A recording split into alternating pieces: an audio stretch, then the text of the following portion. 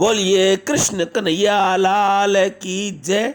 कृष्ण जन्माष्टमी उत्सव की आप सभी को बधाई।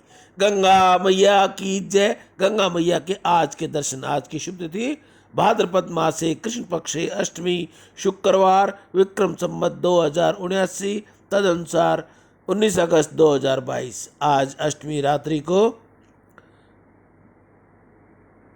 11 बजे तक की है। तत्पश्चात नवमी। आज का विशेष दिन कृष्ण जन्माष्टमी, दही हांडी, मासिक कार्तिकाई, कालाष्टमी।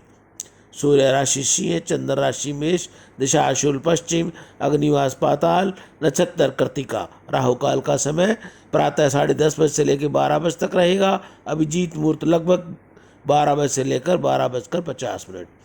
22 अगस्त को अजा एकादशी व्रत सम्राट, 23 अगस्त को अजा एकादशी व्रत, 24 अगस्त को प्रदोष व्रत। बोलिए गंगा मैया की जय। नमामि गंगे हर हर गंगे। हे मेरे नाथ, मैं आपको भूलूं नहीं, ऐसा बार बार पुकारते रहिए, बार बार पुकारते रहिए।